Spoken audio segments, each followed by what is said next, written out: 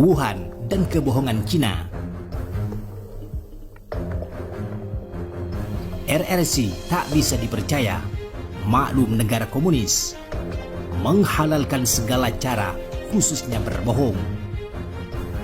Kasus novel coronavirus yang berbahaya bukan hanya untuk Cina, tetapi juga dunia, masih dibuatkan cerita yang tak jelas. Cina tidak akan mengaku ada kebocoran di pabrik biofarmasi atau laboratorium virologi. Cina tidak akan mengaku bahwa percobaan pembudidayaan virus corona itu hasil curian riset dari Kanada.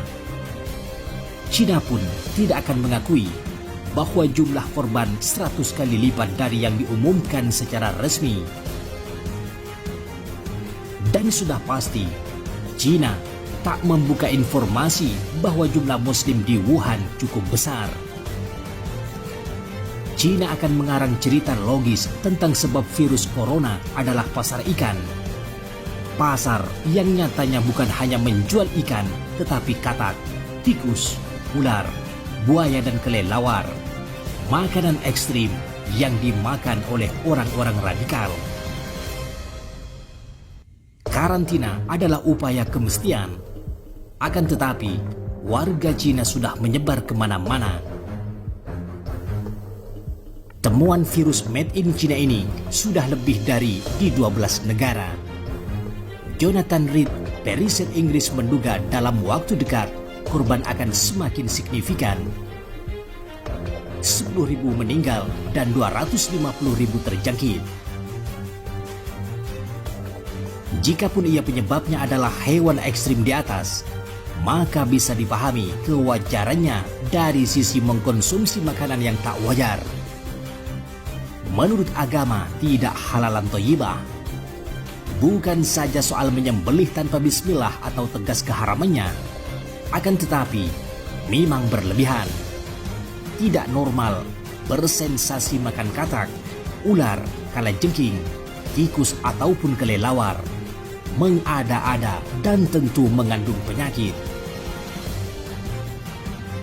Soal bohong memang habitat komunisme, menghalalkan segala cara demi tujuan tercapai. Soal virus corona, jika jujur akan membongkar borok Cina sendiri. Memang dunia kadung tidak simpati lagi pada keangkuhan pemerintahan Xi Jinping. Cina kini seolah menjadi musuh banyak negara. Imperiumnya dikhawatirkan. Henry malah menyebutkan bahwa Cina telah sukses dan telah menang melawan Amerika Serikat. Kini kita khawatir nasib Muslim Uighur di Xinjiang yang mungkin saja menjadi target penularan virus tersebut ketika mereka sedang dikurung di kamp-kamp reedukasi. Wabah ini bisa diarahkan untuk membunuh Muslim. Sementara para tahanan tidak bisa bergerak kemana-mana. Pemerintah Beijing sebagaimana biasa tentu siap dengan 1000 alasan kebohongannya.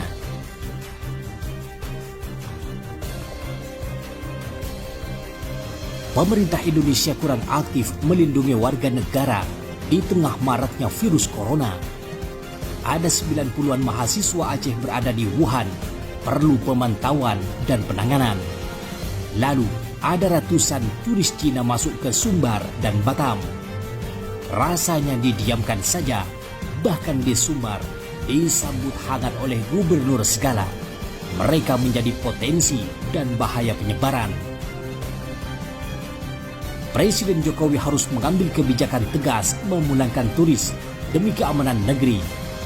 Negara lain saja telah menutup pintu bagi para pelancong dari Cina.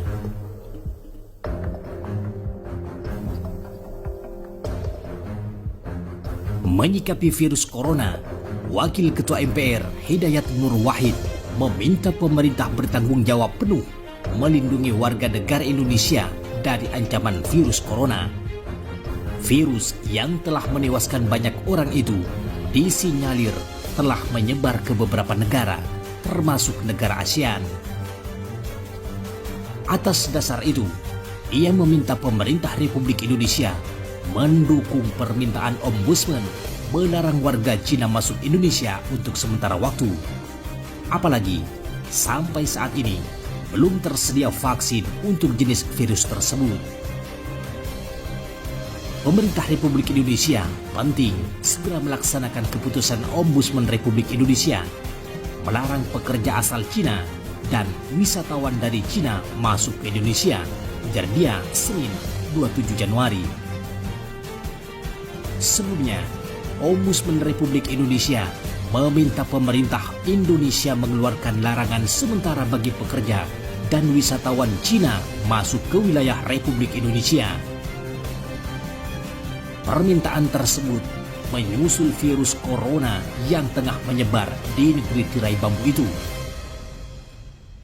Sehubungan dengan munculnya virus corona, maka pemerintah Indonesia seharusnya segera mengeluarkan larangan masuk pekerja asal Cina, ucap Komisioner Ombudsman Laude Ida melalui keterangan resmi di Jakarta, Senin 27 Januari.